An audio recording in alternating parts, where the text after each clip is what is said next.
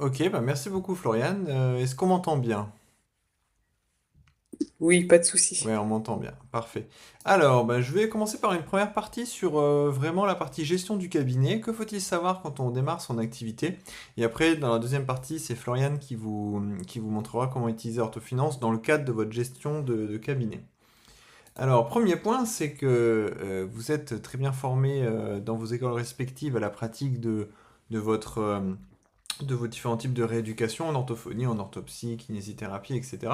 Mais ce qu'on a remarqué, c'est que souvent, en fait, il n'y a pas de formation en bonne et due forme sur comment être un chef d'entreprise. Pourtant, si on travaille en libéral, eh bien, on a la casquette du chef d'entreprise avec les avantages, mais aussi les inconvénients.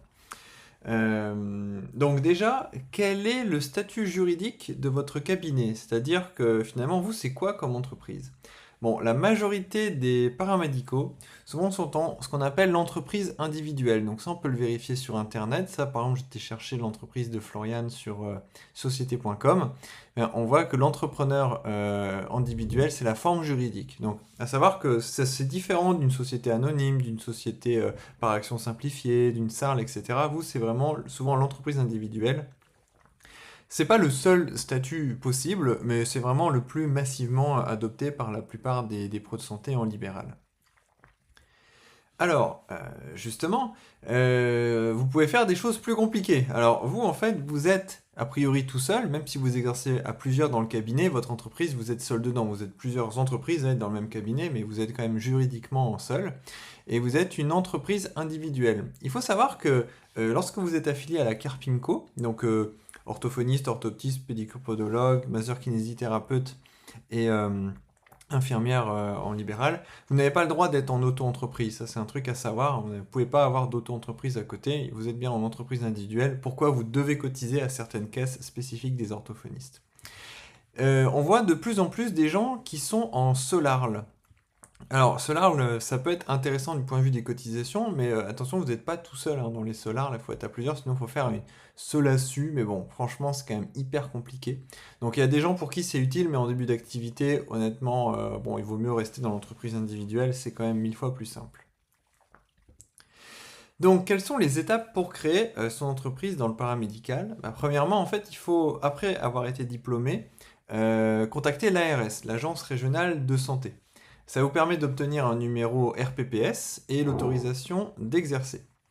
Ensuite, il faut contacter la CPAM. Ça vous permet d'avoir votre inscription comme un professionnel de santé et avoir votre carte CPS. Et c'est la carte CPS, c'est la carte qui vous permet de facturer les actes. Pas de carte CPS, pas de facturation, pas d'argent. Ensuite, il faut aller sur le site de l'INPI, l'Institut national de la propriété intellectuelle, qui, pour une raison étrange, s'occupe aussi des formalités d'entreprise maintenant. Donc c'est là où vous créerez vraiment votre entreprise. En fait, au début, on dit, OK, je suis orthophoniste, j'ai le droit d'exercer, je suis en rapport avec l'assurance santé. Maintenant, je vais créer ma structure juridique. Quand votre structure juridique est créée, normalement, mais ce n'est pas toujours le cas, il faut vérifier, ils vont communiquer avec deux caisses, l'URSSAF et la Carpimco. Donc l'URSSAF, on verra ce que ça fait après. La Carpimco, c'est votre caisse de retraite. Donc c'est souvent eux qui font peur quand on démarre parce qu'on ne sait jamais à quelle sauce on va être mangé. Vont-ils me prendre beaucoup, pas beaucoup d'argent? Bon, ça c'est le problème que résout Orthofinance.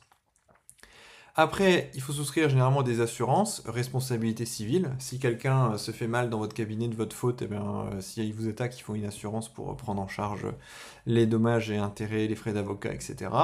La protection juridique, diverses prévoyances supplémentaires de celles de la Carpimco et de l'assurance santé. Et il vous faudra aussi un compte bancaire. Souvent on dit les comptes à usage professionnel. En fait, il faut bien comparer parce que, par exemple, il faut un compte sur lequel on agrège les transactions professionnelles. Il faut éviter de mélanger les comptes pro et les choses qui sont du point de vue du pro avec les choses perso. Néanmoins, si vous allez sur Boursorama, à Boursorama, le compte bancaire pour les pros, il est gratuit. Ce qui n'est pas le cas de la plupart des banques. Ça pose des soucis pour l'encaissement de chèques, hein, c'est pas une solution parfaite, mais si vous voulez pas payer trop cher en banque, il y a des solutions. Alors, quand faire les démarches? Là, c'est assez important. Donc, tout ce qui est ARS, CPM et INPI, il vaut mieux le faire au début. Dès que vous avez votre diplôme, hop, vous lancez les opérations parce que ça peut être un petit peu long. Ensuite, à l'URSSAF, normalement, c'est l'INPI qui va les contacter. Généralement, l'URSSAF, on souhaite être affilié quand vous commencez à faire vos premiers actes. La Carpimco, c'est un petit peu différent parce que vous êtes affilié un trimestre après, donc il y a des petites optimisations. Et après, je viendrai justement vous donner les astuces pour savoir quand s'affilier de manière optimale. Et ensuite, bah, tout ce qui est banque assurance, si vous n'avez pas de compte bancaire avant de démarrer, c'est compliqué parce qu'en gros, vous ne serez pas payé. Donc ça, bon, ça va très vite à souscrire une assurance et un compte bancaire. Donc une semaine avant d'ouvrir le cabinet, c'est idéal d'aller ouvrir tout ça. Alors justement, il n'y a pas d'optimisation avec l'URSSAF, mais il y a des optimisations sur quand ouvrir avec la Carpimco. Alors pourquoi? Parce qu'en gros, avec la Carpimco, vous êtes toujours affilié au trimestre d'après. Si vous commencez en janvier, vous êtes affilié au trimestre d'après, donc à partir d'avril.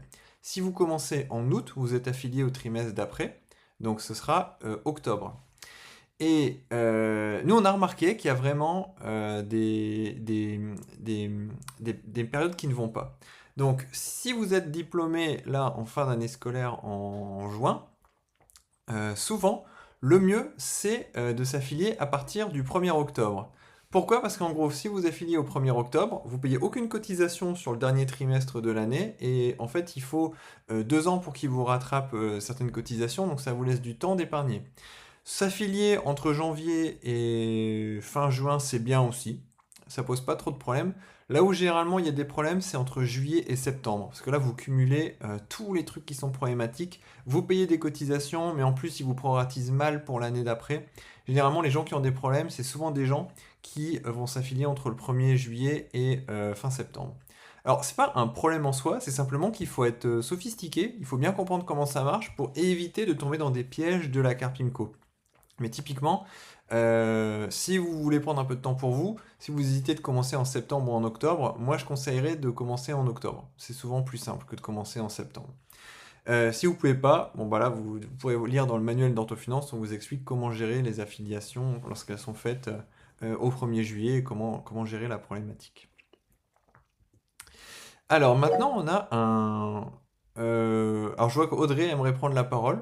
Essayons. Alors qu'est-ce que... Audrey, allez-y. Oui, j'ai juste une question par rapport à la Carpimco. Si on commence l'activité au 1er août, Mhm. par exemple, on peut quand même s'affilier le 1er octobre, ça pose pas de problème? C'est pas idéal. Dans ce cas-là, il vaut mieux s'affilier Oui, directement quand vous faites l'activité. C'est simplement qu'ils vont sûrement en fait vous faire une erreur de proratisation. Ça, je pourrais expliquer après le problème. Donc, vous verrez dans Orthofinance, il y a un système pour éviter. L'idée, c'est que si vous faites un bénéfice de, admettons, peut-être de manière générale 40 000 euros sur une année complète. Quand vous vous affiliez à cette période-là, souvent ils vont se tromper en proratisant, ils vont vous estimer des cotisations sur un bénéfice de 60-70 000 euros, ce qui est souvent bien trop élevé. Donc ils vont vous prendre plein d'argent et ils vous rendront ça un an après. Donc c'est vraiment pas idéal. C'est pas qu'il faut pas le faire, hein, c'est parce qu'il y a des moyens d'éviter ce problème-là. Donc, ce sont on va dire des dates indicatives, mais que ça ne vous empêche pas de vous installer parce qu'on peut gérer quand même ces soucis-là. C'est plutôt si à un moment vous hésitez et que vous avez le choix, il vaut mieux commencer après le 1er octobre. d'accord, super, merci. Alors maintenant, ça c'est un schéma sur en fait, les flux financiers du cabinet. En fait, déjà, vous avez des gains. Comment vous gagnez des sous? Les patients peuvent vous payer, généralement c'est mieux. L'assurance maladie va aussi vous payer la part de l'assurance maladie. Les mutuelles vont vous payer la part mutuelle. Et si jamais vous avez des collaboratrices, vous percevez des rétrocessions de collaboratrices. On peut aussi avoir des revenus annexes avec un cabinet, hein. C'est tout à fait possible, on pourra en parler tout à l'heure si vous voulez. Tout ça, c'est ce qu'on appelle le chiffre d'affaires ou les recettes. C'est ce que vous gagnez. Tout ça, ça s'agrège au niveau du cabinet. Alors, le cabinet, c'est différent de vous, hein. Le cabinet, il a bien son compte professionnel. Et alors, on gagne des sous où on est content, mais il faut en dépenser. Alors, on va en dépenser pour déjà ce qu'on appelle les charges d'exploitation. C'est ce qu'on dépense pour pouvoir faire fonctionner le cabinet. Si vous n'avez pas de local, c'est compliqué. Donc, il faut avoir un loyer souvent à payer pour le bureau. Il faut acheter du matériel. Non, pareil, c'est compliqué. Il faut avoir des assurances, des prestataires, comme la comptabilité, par exemple. Donc, tout ce qui sert à exploiter le cabinet, ben voilà, ça, c'est les charges qu'on appelle d'exploitation. Et après, vous avez les charges qu'on appelle sociales. Ce sont les charges pour financer votre protection sociale. Donc, pour les orthophonistes, orthoptistes et les personnes que je citais avant, c'est souvent l'URSSAF et la Carpimco. Pour d'autres professions qui marchent aussi dans l'orthofinance, comme les psychologues, les diététiciens, les neuropsys, etc., eux, ils sont à la CIPAV, mais c'est le même fonctionnement. Et en fait, vous donnez de l'argent pour financer votre retraite, votre assurance maladie, les allocations familiales, etc. Alors, quand on a pris le chiffre d'affaires et qu'on a enlevé les charges d'exploitation et les charges sociales, on obtient ce qu'on appelle le bénéfice. Un bénéfice fiscal. Fiscal, parce que c'est impôt. Et en fait, c'est ce sur quoi vous êtes imposé à l'impôt sur le revenu. À savoir que l'impôt sur le revenu, c'est un impôt personnel. Donc, vous payez en fait 2 fois des impôts. Déjà, vous payez des cotisations sociales au sein du cabinet. Et après, ce que vous percevez en perso, c'est soumis à l'impôt sur le revenu. Pour clarifier ça, j'ai fait ce petit schéma ici où on voit que, en fait, on a dans la partie gauche le cabinet paramédical et la partie droite, c'est vous. Donc la séparation, elle est ici. En fait, ça reprend le même. Vous avez un chiffre d'affaires. À partir de ce chiffre d'affaires de 50 000 euros, on perd 10 000 euros en charges d'exploitation et 15 000 euros en URSSAF Carpimco. Il y a plein de subtilités comptables. Si vous achetez du matériel, il faut l'immobiliser, tout ça. Bon, voilà, ça, c'est pas très intéressant dans les détails aujourd'hui. Mais vous avez peut-être, par exemple, 25 000 euros de bénéfices fiscaux. Ça, vous le déclarez avec un truc qu'on appelle la déclaration 2035. C'est important, c'est votre comptable qui le fera. Ou si vous êtes plus autonome, vous avez un logiciel comme Indy ou Esia, pour faire votre comptabilité, il faudra faire votre déclaration 2035. Ça, ce sont les revenus professionnels. Ensuite, quand on passe dans le domaine du perso, c'est là où ça devient compliqué, parce que peut-être que vous êtes marié, vous avez un conjoint, une conjointe, qui a lui-même des revenus, vous avez des enfants, des investissements en outre-mer, etc. Donc tout ça, ça vient s'agréger pour calculer l'impôt sur le revenu. Donc déjà, dans l'orthofinance, nous, pour l'instant, on ne regarde que la partie pro, parce que la partie perso, c'est très compliqué. On va sûrement un jour mettre des choses là-dessus, mais pour l'instant, on est quand même plus focalisé sur la partie pro. Mais à savoir que vous avez l'impôt sur le revenu à payer également. Et ça se fait à travers la déclaration 2042, qui est la déclaration que tout le monde remplit pour l'impôt sur le revenu. Donc celle-là, elle n'est pas du tout exotique, la 2042, elle est bien connue. C'est la 2035 qui est très spécifique aux pros de santé en libéral, en tout cas aux personnes en libéral. Alors on parle souvent d'impôt sur le revenu, justement, le fameux impôt qu'on parle ici, et des tranches. On a toujours des débats, est-ce qu'il faut des tranches, plus ou moins de tranches, les seuils des tranches, etc. En gros, on a des fois des gens qui ont peur de sauter des tranches et perdre de l'argent. En fait, c'est pas possible. Ou alors, c'est possible dans des cas hyper spécifiques quand on va perdre des aides, etc. Mais l'idée de l'impôt sur le revenu, c'est ça. C'est là, vous avez votre revenu imposable. Donc, plus vous avancez sur l'abscisse, plus vos revenus sont importants. Et là, en ordonnée, vous avez le montant de l'impôt. Donc, en gros, en France, quand vous gagnez moins de 11-12 000 euros, vous ne payez pas d'impôt, en fait. Vous ne payez pas du tout d'impôt. Après, quand vous dépassez, on va dire 11 000, vous êtes imposé à 11%, jusqu'à peu près 30 000. Donc 11%, ça veut dire que tout euro qui est gagné au-dessus de 11 000 euros est imposé à 11%, c'est-à-dire qu'ils vont vous prendre 11 centimes sur chaque euro qui est gagné. Par contre, quand vous dépassez les 30 000 ici, vous passez sur la tranche à 30%. C'est-à-dire que chaque euro qui est gagné à partir de ce moment-là, en fait, quand vous gagnez 1 euro, l'État vous prend 30 centimes. Et après, on va jusqu'à 80 000, et là, c'est à 41. Généralement, on tape pas trop cette tranche-là, ou alors il faut avoir un conjoint qui gagne beaucoup. Même en orthophonie, c'est assez compliqué d'arriver jusque-là en bénéfice, parce qu'il y a un problème de temps après. Donc c'est très rare qu'on arrive là. Donc généralement, les pros de santé à libéral, ils sont quand même plutôt dans la tranche à 30 ou dans la tranche à 11, en fonction de s'ils sont en temps partiel ou en temps complet. Donc vous voyez, quand on saute une tranche, ça veut juste dire que tout euro qui est gagné en plus est plus imposé. Mais il faut des cas vraiment spécifiques pour perdre de l'argent quand on passe des tranches. Donc je vois des fois des gens qui me disent bah, je vais travailler moins parce que j'ai peur de payer plus d'impôts. Alors effectivement, en travaillant plus, ils paieront plus d'impôts, mais au global, ils auront quand même plus de sous. Donc il ne faut pas trop faire des choses sophistiquées. Si vous voulez gagner plus, généralement, il faut travailler plus. En libéral, c'est plutôt comme ça que ça marche.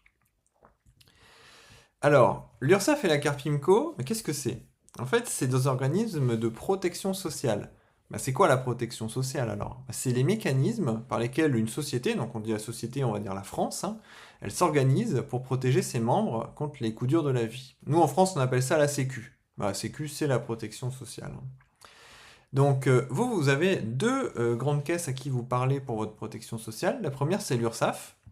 Donc l'URSSAF, ça touche quand même beaucoup de gens et ça joue sur les allocations familiales. Si vous avez un enfant, vous allez avoir des indemnités journalières pendant votre congé maternité, etc. L'assurance santé, si vous allez à l'hôpital, vous payez pas trop. Tout ce qui est prévoyance aussi, donc vous êtes malade, vous avez des indemnités, de la formation. Et la CSG-CRDS, c'est un impôt, donc ça vous apporte rien, ça rembourse juste la dette. Je vois qu'il y a une question au niveau de l'ACRE. Donc l'ACRE, en fait, ça vous fait une exonération sur l'URSSAF et la Carpimco. C'est un peu au petit bonheur la chance. Moi j'ai remarqué des fois des gens l'ont, des fois les gens l'ont pas, donc il faut le demander. Ça vous fait une baisse de cotisation, mais ça n'enlève pas tout, hein. Typiquement, l'ACRE ne vous exonérerait pas de la CSG-CRDS. Donc c'est pas parce qu'on a l'ACRE qu'on ne payera rien. Nous, dans Autofinance, on ne tient pas compte de l'ACRE, on vous fait mettre de côté comme si vous l'aviez pas, parce qu'en fait, déjà c'est plus conservateur qu'est-ce que c'est là? C'est plus conservateur, et comme ça vous fait mettre de côté, et ça vous fait votre fonds de trésorerie. Et en fait, l'ACRE, en fait, c'est un dispositif pour aider les créateurs d'entreprises, donc vous serez tous créateurs d'entreprises si vous partez en libéral, et en fait, l'ACRE, ça vous fait payer moins d'URSSAF et de Carpimco la première ou la deuxième année. Donc c'est sympa, hein, si on peut l'avoir, il faut le demander, parce que en gros, c'est l'État qui vous finance votre protection sociale, vous n'avez rien à payer. Généralement, c'est automatique, mais c'est pas toujours le cas. Des fois, ils oublient, donc il faut bien vérifier. Vous verrez ça sur vos appels de cotisation que vous enverront l'URSSAF et la Carpinco. Mais ça, c'est peut-être quelque chose à mettre dans votre petite liste de démarrage d'activité, de vérifier si effectivement l'ACRE vous a été appliqué, parce que si vous commencez une grosse année, bah, ça fait quand même des belles économies qu'on peut mettre de côté et utiliser pour autre chose. Ensuite, on a la Carpimco. Donc ça, c'est la caisse de retraite des paramédicaux. Donc ça gère deux choses, votre retraite et votre prévoyance. La prévoyance, c'est accident de la vie. Voilà, vous coupez une jambe, bah, vous aurez une rente. Si vous décédez, vous aurez des ayants droit qui auront aussi des sous. Alors, on dit bon, décès, etc. Mais c'est plutôt, vous avez des enfants, bah voilà, vos enfants, ils auront une rente éducation si vous décédez avec la Carpimco qui permettra de financer leurs études. Donc voilà, c'est sur ça qu'on cotise au niveau de la Carpimco. Alors, il y a aussi une autre question qu'on nous pose souvent, c'est est-ce qu'il faut commencer avec le régime réel ou avec le régime micro-BNC? Alors ça, c'est une bonne question. Et en fait, on ne sait jamais vraiment. En gros, le régime réel, c'est le régime qui est le plus naturel. C'est ce qu'on imagine quand on calcule un bénéfice. On prend votre chiffre d'affaires, on enlève tout ce que vous avez payé. Donc les charges ici réelles, c'est les charges d'exploitation et moins les cotisations sociales. Et ensuite, vous êtes imposé sur le bénéfice. Donc ça, c'est pas mal. Et notamment, bah, en fait, si vous avez beaucoup de charges, typiquement, vous installez votre cabinet, il faut acheter beaucoup de choses. En fait, vous avez un chiffre d'affaires qui est peut-être pas énorme parce que vous n'avez pas encore de patientèle, mais vous avez beaucoup de charges. Donc ça fait un truc pas énorme et avec une soustraction de trucs qui peuvent être importants. Ça fait un petit bénéfice, et donc par derrière, ça fait un petit impôt. Donc ça c'est pas mal en fait. Si vous vous installez et que vous avez beaucoup de dépenses, souvent le régime réel est plutôt adapté. Par contre, il faut quand même tenir une comptabilité. Généralement, il faut un expert comptable ou à minima un logiciel qui le fasse pour vous. Donc ça, c'est souvent un régime qui est intéressant quand vous démarrez titulaire immédiatement. Par contre, il y a aussi le régime micro-BNC, qui est en fait une sorte de régime un peu exotique, qui dit, en fait, l'État se fiche royalement de combien vous avez dépensé, il dit juste votre bénéfice, c'est votre chiffre d'affaires fois 66%. Donc il dit, en gros, il estime que ce que vous avez dépensé, il ne veut pas savoir ce que vous avez dépensé, c'est 34%. Donc c'est hyper simple parce qu'en gros c'est une multiplication pour calculer votre bénéfice. Eux ils calculent l'impôt sur ça, donc c'est très direct. Donc c'est très simple, ça c'est un avantage, hein. C'est idéal quand on démarre et qu'on paye rien. Si vous commencez en collaboration, vous avez une rétrocession à 20%, bah finalement vous avez 20%, normalement tout est compris dans la rétrocession, bah la différence entre 20% et 34 ici, bah elle est dans votre poche. Ça c'est hyper intéressant. Par contre, il y a un plafond à 77 700. Donc si vous dépassez ça, en fait, vous basculez au régime réel. En vrai, il y a des tolérances, mais il faut savoir que si régulièrement vous faites au-dessus de ce plafond de chiffre d'affaires, vous allez quand même finir au réel. Par contre, bon, c'est pas avantageux si vous dépensez beaucoup, hein. Donc si vous vous installez et que vous dépensez beaucoup, le micro-BNC est même pas forcément à considérer. Nous, on est en train. Orthofinance, déjà, on pourrait savoir quel est le régime idéal, mais on va mettre un petit indicateur bientôt qui permet de savoir en temps réel quel serait le régime, sachant qu'on le regarde à la fin de l'année, hein. Donc, une fois que l'année est complète, on décide si on est au régime réel ou au micro-BNC. C'est juste à l'installation, il faut choisir. Donc, moi, je vous conseille, si vous êtes titulaire, souvent régime réel, c'est bien. Si vous êtes en collaboration, prenez plutôt micro-BNC sur le site de l'INPI. Vous ferez pas trop d'erreurs en faisant ça.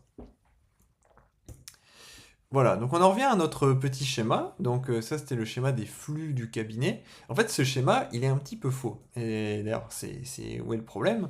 C'est que, en fait, l'URSSAF et la Carpimco, Il ne vous demande jamais les sommes qui correspondent à votre vraie activité. Au début d'activité, très probablement, vous allez bien travailler, ils vont rien vous demander. Et la deuxième année, en fait, vous allez travailler de la même manière, et ils vont vous demander des sommes faramineuses parce qu'ils vont rattraper ce qu'ils vous ont pas demandé l'année d'avant. Donc c'est pour ça que ce qu'on propose dans Orthofinance, c'est d'avoir en fait un double flux en sortie. Le premier, c'est d'épargner en prévision de sa régularisation de l'URSSAF et de la Carpimco. Donc en gros, quand on gagne des sous, on va en mettre de côté pour justement faire face à ce que va vous nous demander la Carpimco ou l'URSSAF l'année prochaine. Et ensuite, avec ce qui reste, on a ce qu'on appelle la rémunération utilisable. Donc ça, c'est l'argent que vous pouvez vous verser en perso, sur lequel il faudra verser l'impôt sur le revenu, mais au moins du point de vue de l'URSSAF et de la Carpimco, vous êtes protégé parce que vous avez mis de côté la régularisation. Et a priori, ce qu'ils vous demanderont l'année prochaine, bon, bah, ce sera cohérent. Et si ça ne l'est pas, ce ne sera pas parce que vous n'avez pas assez d'argent, ce sera surtout parce que ils se sont trompés dans un de leurs calculs. Et ça se gère vraiment plus facilement. Donc c'est vraiment ça la difficulté, en fait, une des difficultés principales qu'on a remarqué chez les pros de santé, hein, c'est que Florian avait depuis longtemps, hein, c'était qu'en gros, on peut travailler de la même manière, avoir des charges qui fluctuent énormément, et on ne comprend pas trop pourquoi. En fait, quand on étudie le système, on finit par comprendre. Alors ça, c'est un peu l'usine à gaz, mais ça permet de comprendre. Alors, je vais vous l'expliquer. Il faut vraiment imaginer que l'URSSAF et la Carpimco, ça fonctionne un peu comme un fournisseur d'électricité. Donc là, aujourd'hui, imaginez, vous êtes à EDF. EDF va vous prélever 50 euros par mois. Bon, 50 euros par mois, qu'est-ce que ça veut dire? Ils estiment peut-être que vous consommez 2 MWh d'électricité par an. Donc ça fait 50 euros par mois. Mais vous consommez jamais vraiment 2 MWh. Des fois, vous n'êtes pas chez vous, des fois, vous avez un hiver plus froid, vous allez consommer plus de chauffage, etc. Donc la réalité, c'est que vous allez peut-être pas consommer 2 MWh, mais 2,5 MWh. Donc ce qu'ils font, c'est qu'à la fin de l'année, ils vous font une régularisation. Ils disent, ah, nous, vous avez pris des sous sur 2 MWh, mais en fait, vous avez consommé 2,5. Donc ils vont demander cette petite différence. Donc c'est ça la régularisation.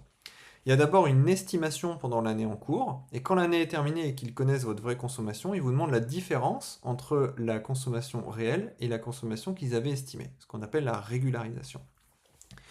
Donc, l'URSSAF et la Carpimco, c'est pareil. Pendant l'année, ils vous demandent des cotisations provisionnelles, c'est-à-dire basées sur une estimation. Donc on voit, c'est la partie en rouge ici, ou bleu, ou verte ici, c'est les provisions. Ici, c'est coupé en deux, il y a une logique, hein, je vous expliquerai après, mais ça, c'est l'estimation. Donc si on regarde sur 2024, par exemple, ils ont une estimation des cotisations qu'ils vous demandent ici. Et cette estimation, elle est toujours fausse, parce qu'ils ne peuvent pas connaître votre réalité. Sauf que quand l'année est terminée, ils vous demandent une régularisation. Donc on va faire l'exemple. En 2024, par exemple, ils vous ont demandé ces provisions-là. Donc ça correspond à un certain bénéfice. Mais en réalité, votre bénéfice a été plus élevé. Alors ça, par exemple, c'est un début d'activité. Au début, vous commencez votre activité, vous travaillez bien, vous faites un beau bénéfice. Eux, ils ne savent pas que vous travaillez bien parce que pendant l'année, ils ne connaissent pas votre bénéfice, donc ils ne vous demandent pas beaucoup. Et lorsqu'on fait la déclaration de revenus l'année prochaine, donc là, admettons, quand on était en 2024, on a déclaré le revenu 2024 en 2025. Quand ils connaissent le revenu de N-1 en 2024, donc à ce moment-là, ils disent, ah, ok, on avait estimé sur 20 000 euros de bénéfices, en vrai c'est 40 000, donc ils vont demander la différence entre 40 000 et 20 000 euros de bénéfices. Ça, c'est la régularisation. Donc la régularisation, en gros, c'est payer dans le futur la différence entre ce qu'ils ont estimé et ce que vous avez vraiment fait, comme une facture d'électricité. Donc là, on voit que sur l'année 2024, la régularisation, elle est positive, hein, parce qu'ils n'avaient pas demandé assez. Par contre, sur 2025, ils ont demandé beaucoup de provisions. Par contre, ça a été un petit peu trop, et on voit que la régularisation, on est descendu. Là, ce serait une régularisation négative. Ils vous rendent de l'argent parce qu'ils vous ont trop prélevé en 2025 et ils s'en sont rendus compte en 2026.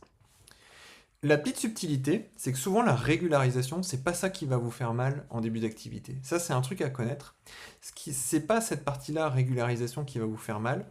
C'est surtout la mise à jour de vos provisions. Ah, on voit pas le pointeur? Ah, pardon. Oh là, c'est dur. Alors, attendez, je vous le fais. Là, vous le voyez? C'est revenu ou pas? Oui, je pense que c'est revenu. Oui, pardon. Ok, donc pareil des provisions ici en 2024, voilà, qui sont régularisées en 2025. Donc ce qui va se passer aussi, c'est la mise à jour des cotisations provisionnelles. Là, en fait, votre provision, votre estimation, qu'est-ce qu'on sait à cet instant-ci? En 2025, on ne sait pas ce qu'il y avait en 2024. Donc ça, c'est basé sur 2023. Mais ensuite, quand on connaît le revenu 2024, l'URSSAF et la Carpimco se disent, bon, en 2023 c'était bien, mais en fait, maintenant 2024, on suppose que c'est plus proche de la réalité. Donc, ils vont mettre à jour ça en disant, ah ben ok, en fait, on n'avait pas demandé beaucoup au début, donc là, on va remettre à jour notre estimation. Dans ce cas-là, ça augmente énormément. D'ailleurs, ça a trop augmenté dans ce cas-là, pour plein de raisons, de proratisation, etc., où ils se trompent. Et ils vous ont tellement demandé qu'à la fin, en fait, vous avez une régularisation négative, donc ils vous rendront de l'argent. Donc il y a un double phénomène, enfin c'est une double punition. Un, en fait, vous payez ce que vous devez pour l'année précédente, et en plus, vous payez une augmentation d'estimation si votre bénéfice a augmenté. Généralement, c'est le cas quand on démarre son activité, parce que le bénéfice de l'année d'avant, c'est rien, et le bénéfice de l'année en cours, bah, c'est un bénéfice qui peut être potentiellement assez gros. L'avantage, c'est que ça peut être modifié, donc faut pas trop s'en inquiéter, mais avec Orthofinance, en fait, il va vous le dire. Il va vous dire, c'est bizarre, vous donnez beaucoup, faudrait peut-être dire de faire baisser la provision. Et vous avez une triple peine, c'est que ça s'applique aussi sur l'impôt sur le revenu. Donc il ne faut pas se faire avoir, il faut bien anticiper l'impôt sur le revenu aussi en début d'activité. Bon, honnêtement, c'est l'usine à gaz, hein, tout ça. Moi, j'essaye toujours de l'expliquer, je trouve que c'est hyper compliqué. Justement, Orthofinance, bah, ça sert à anticiper ça, hein. C'est un peu le principe parce que le faire soi-même, enfin, nous, on l'a fait, mais ça nous a mis pas mal de temps à faire et c'est quand même des choses où il y a toujours des petites subtilités dans ce mécanisme-là.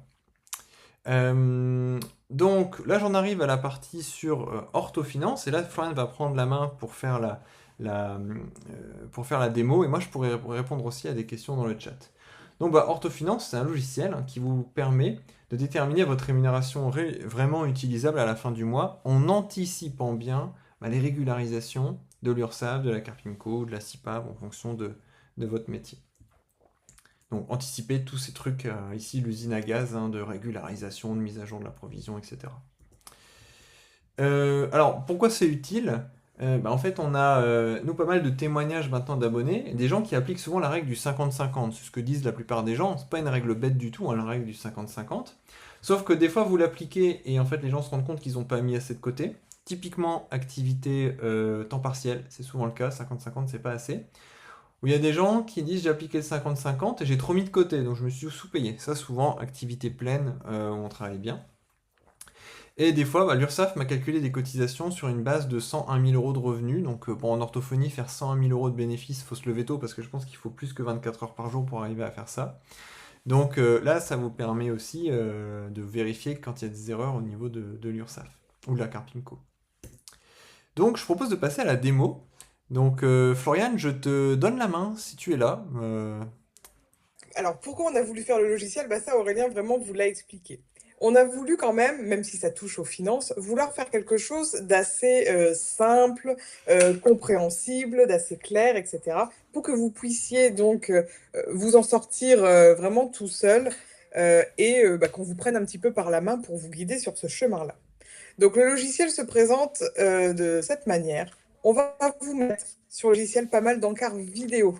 Donc, n'hésitez pas à aller les regarder, les consulter. Toutes nos vidéos sont hébergées sur YouTube. Donc, vous pouvez aller vraiment les regarder directement là-bas. Ce que vous pouvez faire aussi au début, c'est d'essayer gratuitement le logiciel. Simplement en vous inscrivant, vous allez pouvoir avoir accès de manière gratuite aux différents simulateurs que je vais vous présenter par après, et vous allez avoir 3 calculs gratuits. Donc ça permet de voir si le logiciel vous convient, etc., de le tester un petit peu. Mais je reviendrai un petit peu plus tard sur ça, parce que vos associations étudiants vous ont réservé des petites surprises. Donc, nous, ce que permet le logiciel, c'est d'anticiper les régularisations, donc pour vous, de l'URSSAF et de la Carpimco, de pouvoir connaître chaque mois votre revenu disponible, combien finalement j'ai gagné ce mois-ci, et je peux mettre dans ma poche pour aller vivre ma vie perso.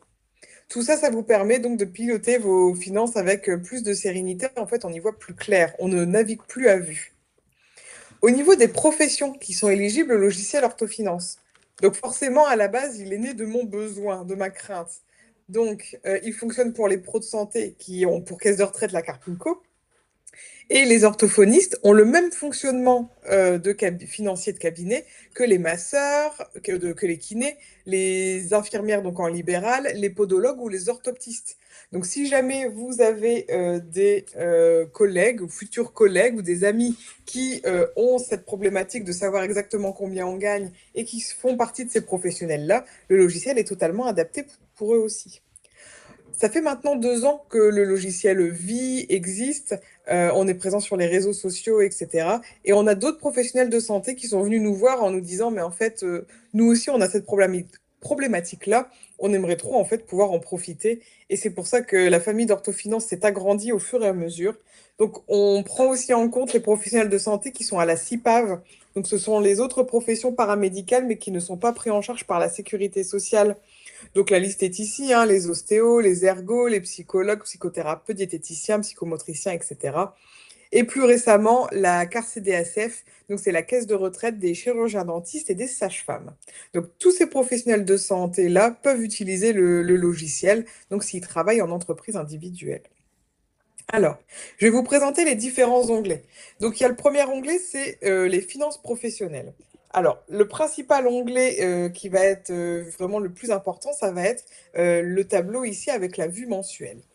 Chaque mois, quand le mois est terminé, vous allez devoir, donc via votre logiciel de comptabilité, donc un robot comptable, par exemple Indy, Lara ou Esia, ou alors directement avec votre relevé bancaire, et ben venir remplir 4 cases. Les 4 cases, si jamais on ne sait plus à quoi ça correspond, ici, pareil, on a des petits points d'interrogation. Ça nous permet de savoir qu'est-ce qui est inclus ou pas dans les cases à remplir. Donc, on va faire une simulation. Ici, imaginons, chiffre d'affaires, le professionnel de santé a reçu ce mois-ci 8 000 euros des différents patients, des différentes caisses, etc. Les dépenses mensuelles, ça va être la rétrocession, le loyer du cabinet, les assurances, l'abonnement de téléphone, etc., l'achat de matériel. Allez, on va dire 1 500 euros. Au niveau de la Carpinco, on va se dire que ce mois-ci, la Carpinco vous a prélevé 850 euros et que l'URSSAF ne vous a rien prélevé du tout. C'est des situations qui peuvent arriver parce que l'URSSAF, on peut être par exemple trimestrialisé ou même semestrialisé. Ou alors ça aurait pu être l'inverse. On est prélevé de l'URSSAF, mais pas de la Carpinco. Quand on a récupéré ces 4 données donc, qui sont issues du relevé bancaire, tout simplement, eh bien, on lance le calcul financier. On vous propose 2 solutions. Soit si vous êtes au régime réel, comme Aurélien vous l'a présenté tout à l'heure, ou alors au régime micro-BNC. Vous allez regarder la case qui correspond à votre situation. Par exemple, ici, je prends les résultats au régime réel. Le logiciel nous dit donc d'épargner pour mes futures régularisations 565 euros. C'est-à-dire que ces 565 euros-là, il faut que vous les mettiez de côté, donc soit sur un compte épargne que vous dédiez aux professionnels, ou alors vous les laissez sur votre compte pro, mais vous n'y touchez plus. En fait, cet argent n'est déjà plus à vous puisqu'il va vous être demandé dans le futur. Donc, il faut vraiment bien le mettre de côté. Et ensuite, on vous indique la rémunération utilisable, c'est-à-dire quelle somme au maximum vous pouvez prendre pour après aller vivre votre vie personnelle. Donc ici, dans ce cas-là, le 5 015 euros. Donc c'est vraiment un maximum. Si jamais vous avez des mois où vous savez que vous allez être en vacances, si vous souhaitez lisser un petit peu votre revenu, vous allez vous dire, là après, ok, je vais prendre, entre guillemets, que 3 000 euros. Et le reste, je vais le laisser sur le compte parce que je sais qu'au mois d'août, je vais m'arrêter tout le mois et du coup, je fais grimper ma petite enveloppe pour le mois d'août pour pouvoir lisser mon revenu. En début d'activité, c'est intéressant aussi de ne pas prendre tout ce qui est indiqué parce qu'il va être important de vous constituer ce que nous, on appelle le matelas de sécurité. Il faut que vous laissiez de l'argent sur le compte professionnel pour pouvoir accepter les flux. C'est-à-dire que si jamais il y a un délai entre le moment où les patients ou les caisses vous payent, mais que vous voulez prendre l'argent, ou alors il y a des dépenses qui sont effectuées, il faut avoir de l'argent sur le compte pour pas tomber dans le rouge. Souvent, ce matelas de sécurité, on se dit ça doit correspondre à entre 3 et 5 mois de vos dépenses. Comme ça, si jamais on ne le souhaite pas, mais vous vous cassez les 2 jambes au ski, vous ne pouvez pas travailler, etc., les charges ne vont pas vous attendre. Ils vont continuer de débiter sur le compte. Donc, il faut pouvoir en fait avoir une petite réserve d'argent pour pouvoir accepter ce flux de trésorerie. Donc, si on revient finalement sur la règle du 50-50, le 50-50, c'est voilà, quelque chose de très populaire, mais on ne sait pas sur quoi se baser. Est-ce qu'on fait 50-50 sur le chiffre d'affaires, sur le bénéfice? Enfin bref, tout le monde en parle, personne ne sait. Si on regarde ici par rapport au chiffre d'affaires, on se dit ouais, 50-50, ouais, je me prends 4000. Et ben en fait, si on était au régime réel, on aurait pu se prendre 5015 euros. Donc il y aurait 1015 euros qu'on aurait laissé sur le compte en se disant j'ai fait le 50-50 et je le laisse sur le compte, mais je sais pas pourquoi. Je sais pas à quoi ça va servir. Et en fait, vous êtes dans ce cas-là sous-payé. Et après, bah, c'est ce type de profil-là qu'on va entendre dire oh, franchement, le travail, il est mal reconnu, j'ai quand même fait pas mal d'années d'études, voilà, dans le cas des orthos, 5 ans, finalement, pour gagner que ça, etc., je suis frustrée. Voilà. Et pareil, hein, dans le cadre du micro-BNC. Au contraire, quand on est en activité mixte ou si jamais on est un petit peu trop gourmand en fonction des dépenses, etc., il peut se retrouver à ce que 50-50, bah, ça soit trop. Et finalement, on se prend trop d'argent pour soi, alors que finalement, il aurait fallu laisser cet argent-là sur le compte parce qu'il vous sera demandé pour régler vos charges sociales. Et là, dans cette situation-là, on est bien embêté parce que bah, à un moment de l'année, il va vous manquer de l'argent. Donc après, il y a pas mal de détails qui sont expliqués ici de pourquoi mettre 565 euros de côté par rapport à la Carpinco, par rapport à l'URSSAF, qui nous doit de l'argent, à qui on en doit, etc. Donc comme ça, il y a vraiment tout le détail. Ici, il y a aussi la petite case combien je me suis versé. Donc c'est-à-dire, on va se dire, là, maximum, je peux me verser 5015, mais moi, j'ai besoin que de 3000. Et ben, je vais prendre 3000 et le reste, je le mets dans une petite enveloppe fictive qui grossit sur le compte et je vais pouvoir aller piocher dedans si jamais je suis en vacances les mois précédents. Si vous faites des petites manipulations, des petites notes un peu spécifiques, vous avez ici un espace notes pour écrire votre commentaire et pour pas perdre le fil de mois en mois. Donc ça, mes stagiaires, là, les plus jeunes que je reçois, ils me disent ah mais ça, Floriane, c'est ton banger sur Orthofinance. C'est la vue mensuelle. C'est là où tout le monde passe son temps chaque mois. L'autre banger de Orthofinance, c'est la vue annuelle. Donc là, pas trop intéressant pour 2026. Je remonte un petit peu dans le temps pour vous montrer 2025.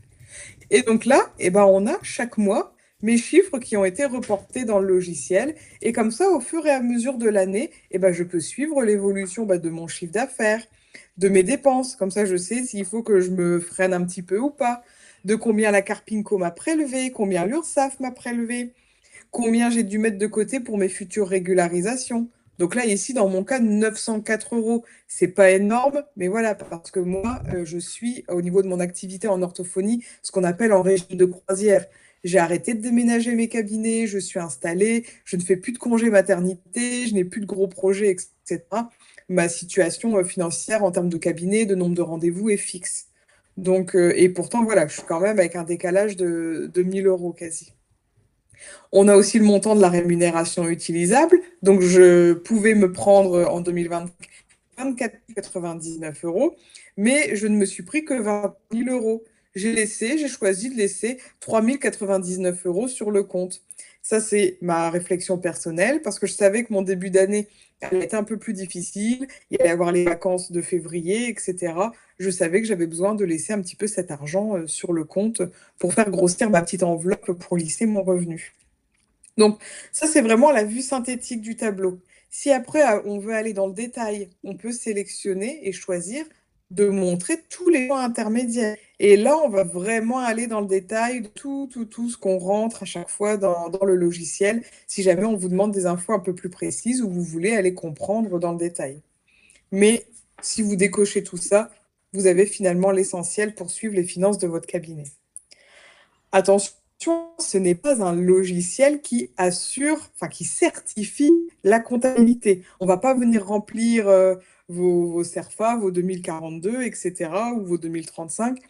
Il faut vraiment, c'est plutôt une aide à la gestion financière mensuelle du cabinet et ça vous donne des indications. Mais nous, on n'établit pas votre comptabilité. Alors, au niveau des finances pro, après, on a plusieurs petits onglets, mais je ne vais pas trop aller dans le détail non plus. Il y a des choses où je vous laisserai vraiment découvrir.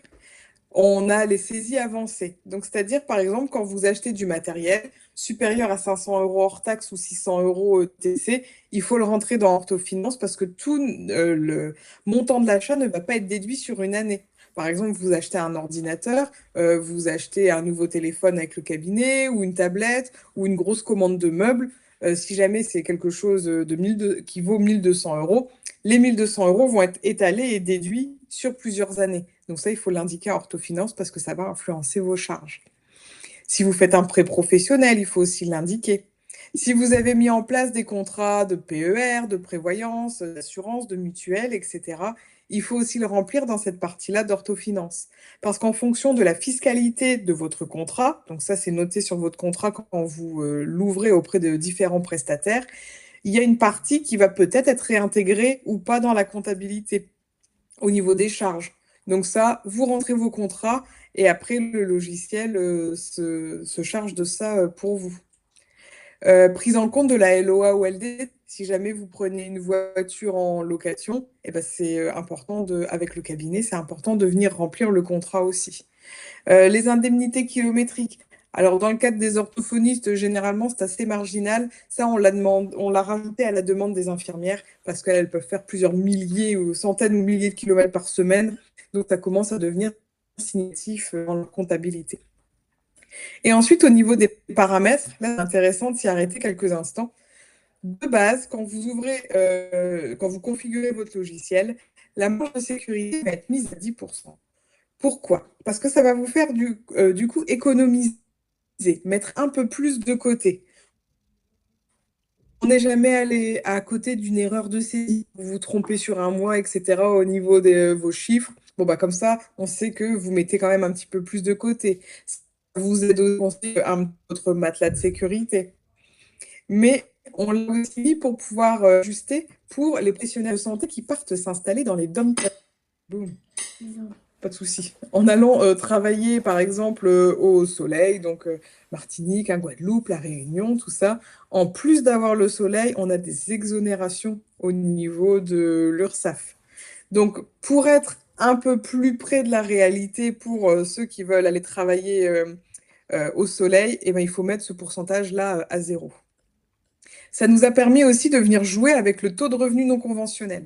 Si jamais, en plus de votre activité, vous, par exemple, vendez du matériel en PDF, si vous donnez des formations, si vous faites du coaching, des choses comme ça, des actes hors nomenclature, et que vous touchez de l'argent qui n'est pas dû à on va dire, à la relation, enfin, aux prises en charge que vous avez avec les patients, et ben à ce moment-là, ça passe hors convention. Donc là, il faut venir calculer le pourcentage de ces revenus-là, parce que ces revenus-là qui ne sont pas en lien avec la sécurité sociale sont plus imposés, sont plus taxés au niveau de l'URSSAF. Donc pareil, vous rentrez ça ici, et comme ça, le logiciel vous les prend en compte. Donc ça c'est le tour pour la partie finance pro. Ensuite, on a la partie pour aller plus loin. Cette partie-là est accessible gratuitement déjà sur simple inscription, hein, si jamais parfois vous voulez aller faire des simulateurs ou que des personnes que vous connaissez en ont besoin. On a le simulateur de cotisation. Donc là, c'est ce qu'on expliquait avec le fameux schéma assez complexe à comprendre des régularisations, etc. Comme eux ne connaissent les organismes qui vont venir prélever vos charges, ne connaissent vos revenus vraiment que lorsque vous faites votre déclaration d'impôt, mais Orthofinance, comme vous remplissez vos chiffres chaque mois, va le connaître directement à la fin de l'année, en fait, ce revenu. Et donc, à partir de ce qui a été établi sur votre année 2025, il va pouvoir vous donner la feuille que vous allez recevoir de la part de la Carpinco ou de l'URSSAF lors de la régularisation en mai-juin de l'année suivante. Donc là, c'est pour la Carpinco. Et là, c'est les documents pour l'URSSAF.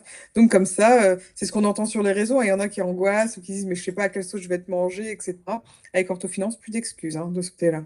Vous savez tout en avance, vous pouvez anticiper.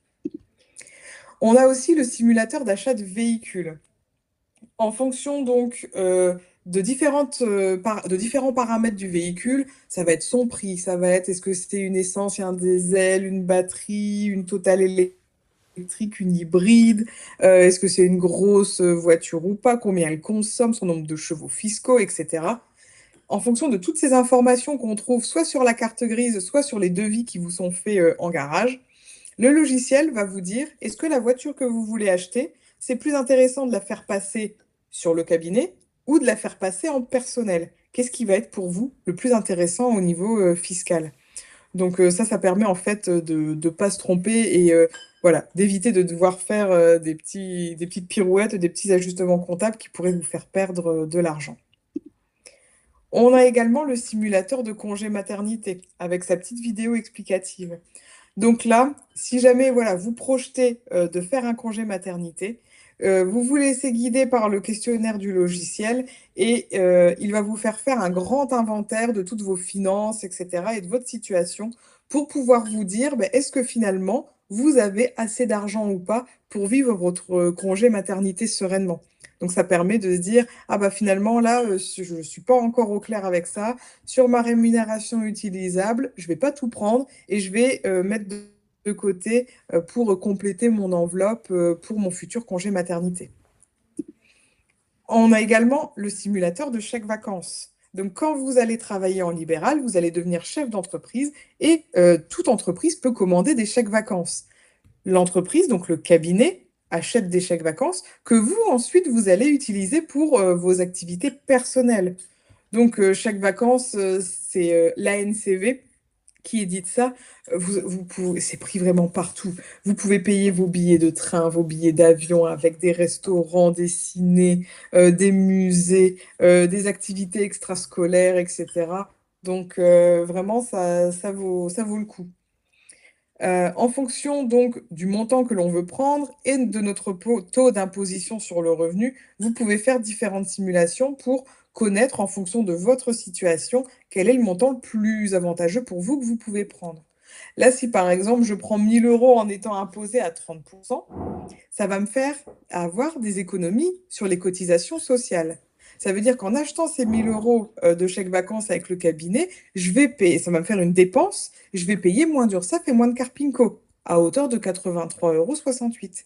Mais ça va aussi me faire des économies sur l'impôt sur le revenu, à hauteur de 300 €. Donc finalement, j'ai quand même dépensé 1 000 € avec mon cabinet, mais toute économie confondue, ça ne me coûte réellement que 616,32 €.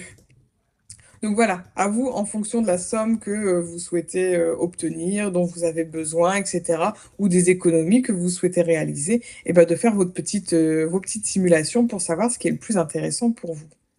Donc ça, c'était la partie des simulateurs.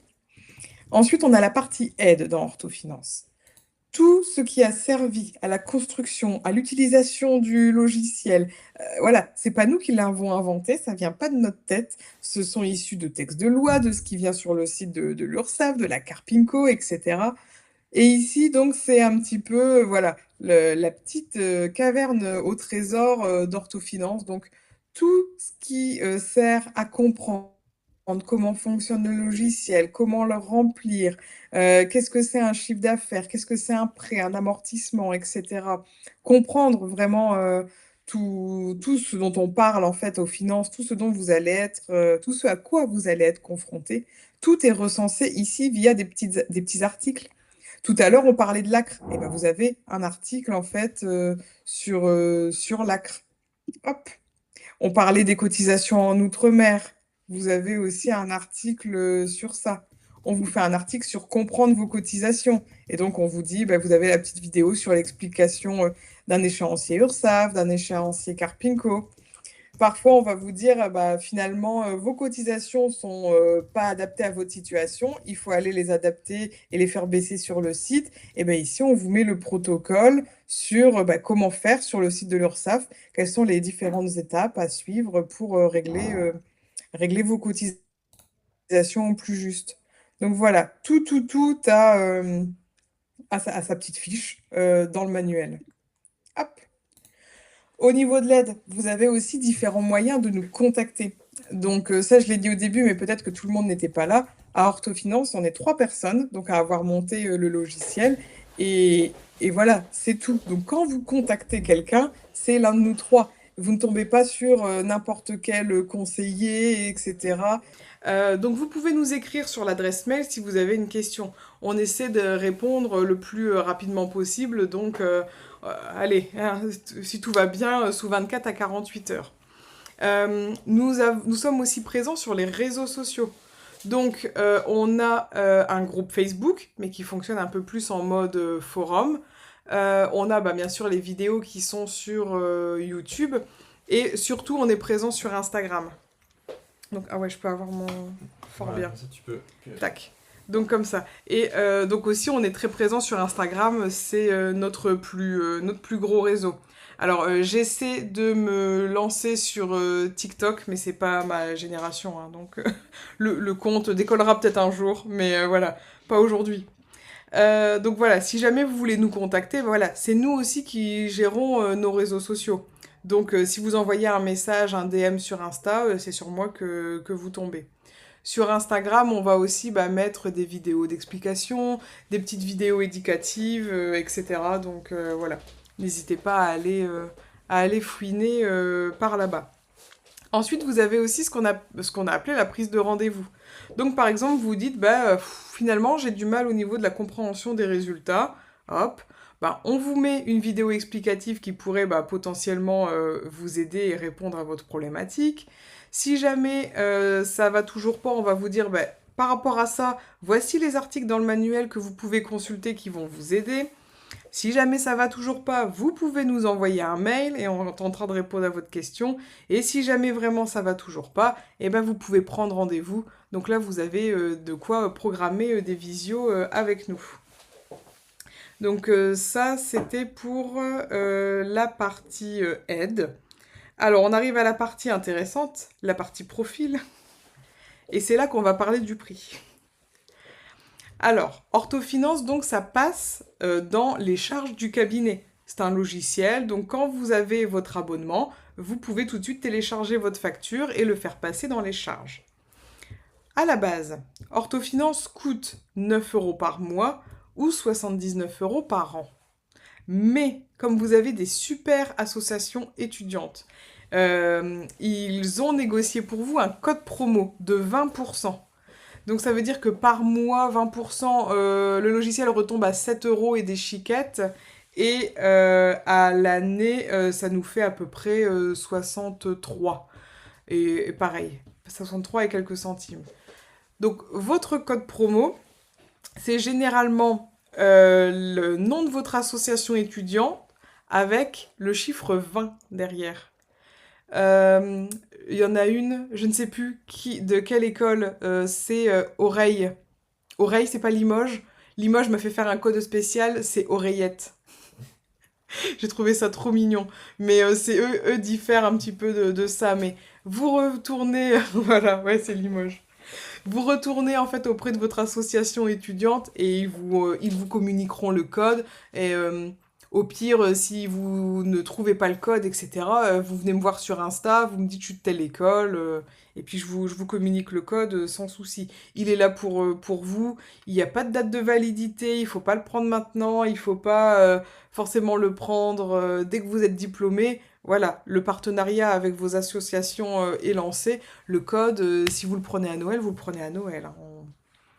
Donc ça, il n'y a aucun souci là-dessus. Ensuite, quand vous serez membre d'Orthofinance, vous aurez accès au programme de parrainage. Donc là, comment ça marche? Vous avez soit le logiciel qui vous crée un code, soit vous choisissez d'en créer un petit peu qui vous est personnalisé. Et vous pourrez donc transmettre ce code à vos connaissances. Il va permettre aux personnes qui s'abonnent grâce à vous d'avoir 10% de réduction sur leur logiciel. Et vous, à chaque fois que vous avez partagé votre code et que quelqu'un l'a utilisé, vous allez récupérer un mois offert. Et donc, on a un petit programme qui suit. On déclenche un petit cadeau toutes les 10 utilisations de code. Et à partir de 20 utilisations, vous passez dans notre programme ambassadeur qui apporte plus d'avantages. Et après, c'est se déconnecter. Donc, je pense que au niveau de la présentation, on est tout bon.